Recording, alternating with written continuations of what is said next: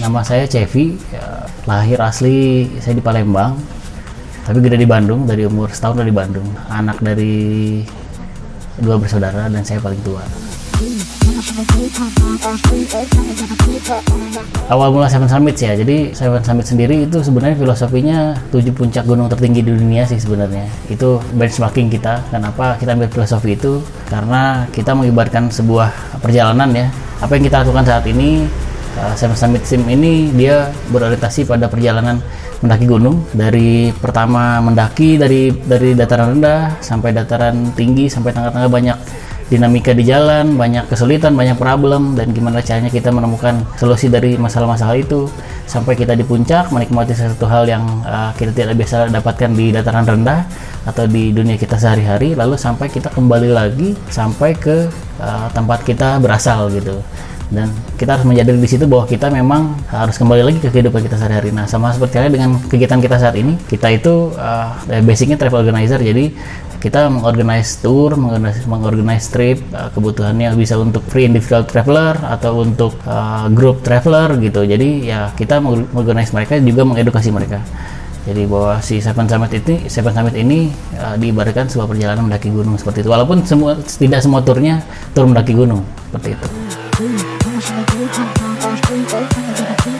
Jadi ini saya juga sebenarnya belum terlalu lama, jadi baru kita mulai usaha ini tahun 2011 ya, pas saya lulus kuliah. Setelah lulus kuliah coba coba ngerjain beberapa project tour gitu, karena memang dulunya sering ngebantuin dosen gitu kan ceritanya, sering ngebantuin dosen buat untuk jadi tour operationnya, juga kadang-kadang turun di lapangan jadi tour leadernya gitu. Dan pada akhirnya mungkin senang gitu ya dengan konsep organizing tour ini gitu. Ya saya lanjutkan sama teman-teman gitu. Saat itu kita bikin tim, kita bikin Seven Summits ini, ya kita operate sampai 2020 ini gitu. Udah berarti berapa tahun? 9 tahun lah, baru 9 tahun ya gitu. Jadi itu baru lah kalau untuk usaha travel organizer. Kesulitannya apa ya? Saya pikir kesulitannya ngebangun tim sih sebenarnya. Memang bukan, saya sebenarnya lebih ke arah tantangan ya. Karena bicara organize event apapun itu, maupun baik event umumnya, MICE umumnya maupun tour seperti yang saya lakukan, itu gimana caranya kita make a good team gitu ya. Kita punya tim yang berbeda-beda dalam setiap event, dari tahun ke tahun kita juga dinamis, berubah, menyesuaikan dengan kebutuhan gitu, dan kita bisa struggle sampai sekarang, bertahan sampai sekarang, alhamdulillah, dengan tim yang teman-teman yang juga solid mensupport kita sampai sekarang kayak gitu. Jadi Seven Summits ini memang beberapa tahun belakang ini fokus sekali ke outbound tour. Jadi memang kita dulunya awal mulai sekali memang sempat fokus ke domestik dan inbound tour. Jadi domestik, inbound, dan outbound ini kan istilahnya beberapa pembagian market yang berbeda. Kalau outbound itu kita memang fokus mengerjakan tur-tur membawa turis domestik ke luar negeri, membawa turis Indonesia ke luar negeri. Sedangkan inbound tour bawa turis luar negeri datang ke Indonesia. Sedangkan domestik bawa turis sesama dalam negeri di Indonesia gitu. Jadi memang 2 tahun terakhir kita lagi fokus ke outbound tours ya. Jadi memang terutama kita punya trip yang reguler gitu ya, regular trip, ada yang ke Singapura setiap bulan, Singapura Malaysia setiap bulan, Jepang setiap bulan, Korea setiap bulan gitu ini. Dan baru beberapa hari ini ya kita juga lagi fokus ke Turki dan Uzbekistan ya beberapa bulan ini karena kondisi pandemi. Plus minusnya apa ya? Plus minusnya kita harus, kalau kita di operasional harus banyak jauh sama orang-orang terdekat kita. Ya minusnya karena ya harus jauh dari keluarga ya, dan banyak ketemu dengan orang banyak. Senangnya, plusnya banyak ketemu orang banyak, kita belajar dari orang. Saat kita memberikan satu hal kepada orang lain, kita juga belajar. Jadi saya merasakan itu saat kita traveling. Saya nge-present beberapa destinasi baru, pengalaman baru buat peserta-peserta kita, baik dalam negeri maupun luar negeri. Dan kita juga sebenarnya di balik itu semua kita belajar dari kebiasaan-kebiasaan yang di luar yang kita dapatkan sehari-hari gitu. Misalkan ada tamu yang bawa rice cooker ke Jepang gitu kan. Nah, itu satu shock culture yang biasa kita dapatkan. Misalkan ada yang bawa sambal ke destinasi-destinasi di luar Indonesia. Nah, itu kayak gitu-gitu itu hal yang menarik yang kita senang gitu untuk edukasi gitu dan lain-lain. Jadi ini kejadian menarik waktu kita masih awal-awal banget nih Gravity Seven Summit gitu. Jadi saat itu kita nih kondisinya on fire banget. Saat ada peluang dari klien ngerjain sesuatu hal, kita jemput. Saat ada peluang sedikit pun kita jemput. Jadi dulu sempat ada permintaan klien satu corporate minta corporate outing itu di Bogor gitu ya, nggak salah dulu. Kita saat ditanya udah pernah ke sana belum? Kita jawab udah gitu. Walaupun sebenarnya belum, memang spekulatif sekali saat itu. Jadi memang semangat waktu kita masih 2 tahun 3 tahun pertama tuh membara gitu, kerjain apa siap kerjain gitu. Sampai satu saat dia baru tanya kayak gitu, udah pernah ke sana tuh belum? Kita jawab sudah. Besok paginya kita langsung berangkat ke Bogor untuk survei area gitu. Padahal kliennya baru nanya doang gitu, kita belum ada inquiry, dia belum jelas. Yang penting karena kita semangat, kita jawab sudah, akhirnya kita main ke sana dengan ya kita survei, tanya A, B, C sampai Z istilahnya dari destinasi itu gitu, venue eventnya, venue acaranya di situ, kita tanya apa yang bisa disediain di sana. Sampai sedetail mungkin kita cari informasinya. Nggak taunya pas nyampe pas besoknya gitu, 2 hari kemudian kita dapat bahwa jadi destinasinya dirubah, destinasi nggak ke sana. Jadi mereka baru survei tanya doang. Jadi memang saat itu karena saking semangatnya gitu dan masih membara-bara, kita tuh spekulatif sekali, ya kerjain aja gitu walaupun belum tentu memang mau ke sana. Jadi memang pelajaran sih buat kita sebenarnya, itu yang lucu buat kita. Jadi dan masih keinget sampai sekarang. Jadi memang karena kita belum terlalu matang saat itu, kita spekulasi aja ngerjain apa yang ada di depan mata, padahal belum tentu itu yang mau dikerjain gitu. Itu sih hal menarik yang saya ingat sampai sekarang.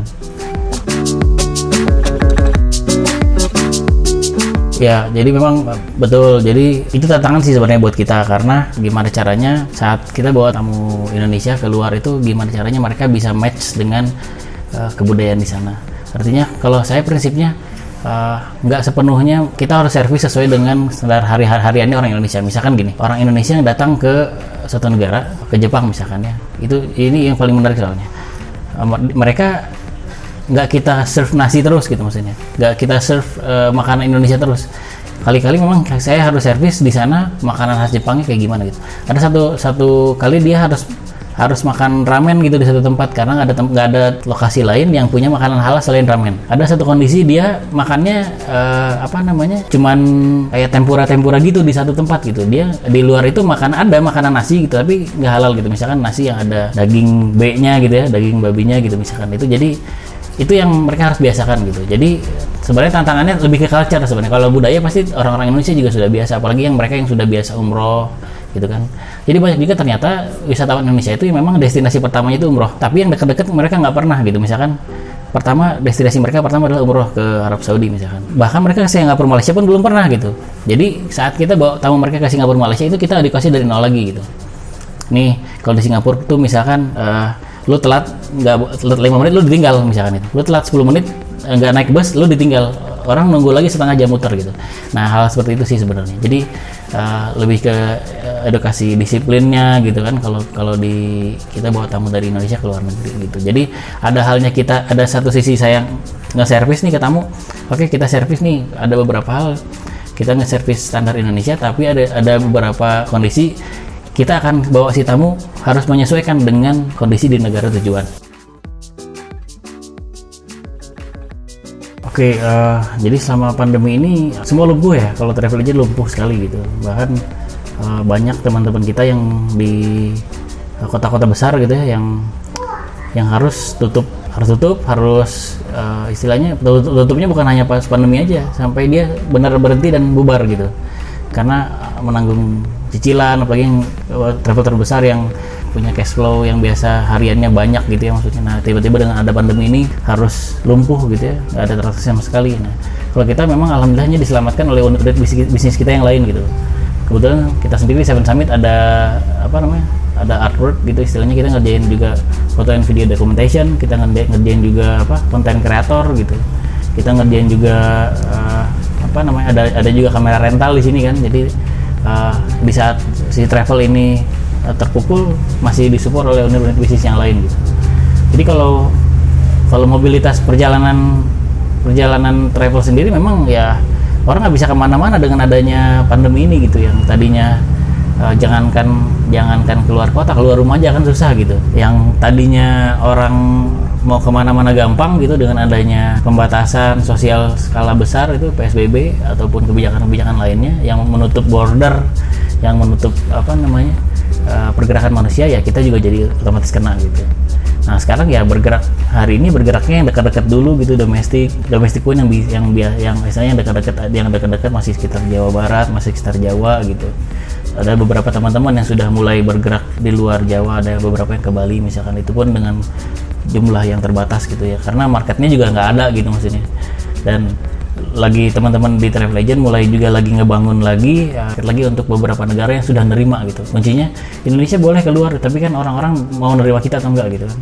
Sekarang yang berani nerima kita ada beberapa negara kayak Turki, Mesir, Uzbekistan udah berani nerima turis dari luar gitu. Ini lagi dalam masa pembicaraan juga, mungkin gak lama lagi Singapura lagi dalam pembicaraan sama negara kita, sama ya pemerintah kita gitu, untuk buka border mereka gitu, baik lewat Batam maupun kita lewat flight gitu. Ya mudah-mudahan lah. Ini sebenarnya saran yang sudah disampaikan pemerintah juga sih sebenarnya. Jadi kalau dari kita pelaku travel agent yang sudah biasa di lapangan, intinya lengkapi kebutuhan kebersihan diri sendiri dulu gitu, sebelum nanti mengandalkan fasilitas yang ada disediakan oleh travel agent, baik fasilitas yang disediakan oleh destinasi ataupun hotel gitu. Jadi kalau memang dianjurkan kita bawa hand sanitizer sendiri, tisu sendiri, masker yang sendiri dan yang proper gitu, maksudnya peralatan-peralatan yang proper, jangan kita pakai masker yang biasa, yang misalkan yang scuba gitu, yang benar-benar healthy dan yang sesuai standar gitu ya, untuk kita lakukan perjalanan gitu. Dan traveling saat pandemi itu sebenarnya bisa gitu sebenarnya, dan kita sudah melakukan itu beberapa kali gitu. Teman-teman dan klien kita juga sudah ada yang mulai jalan di masa pandemi gitu.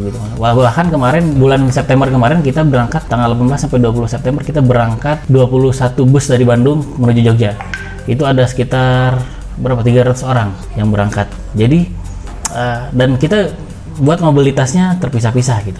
Jadi pada intinya memang tergantung kitanya sebenarnya, mau jumlah berapapun, asal kita bisa organize-nya, asalkan kita juga menjaga diri sendiri dan lingkungan sekitar kita, itu sebenarnya bisa dilakukan dan possible gitu. Teman-teman jangan takut. Dan Indonesia dan Kementerian Pariwisata juga kan sekarang ada punya standar CHS lah istilahnya, mereka cleanliness, healthiness, dan safety. Mereka punya standar-standar yang terukur gitu.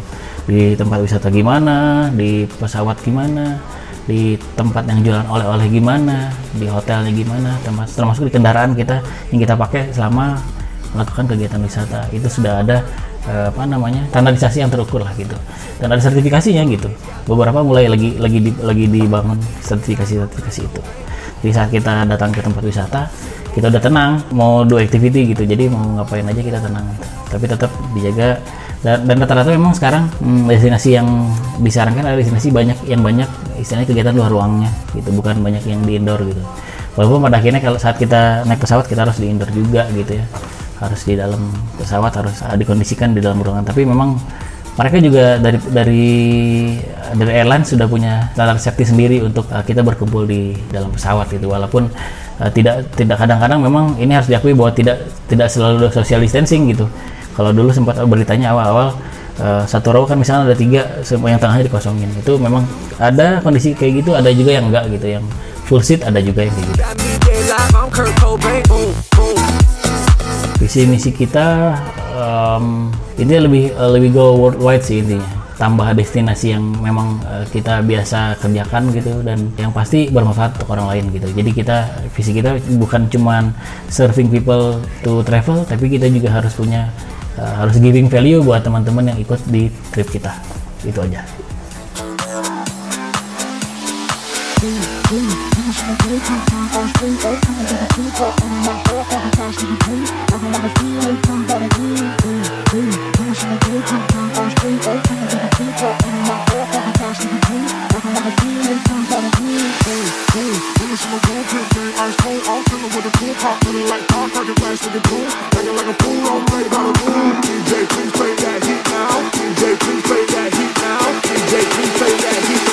Sip Ace, that super bass got boom, boom.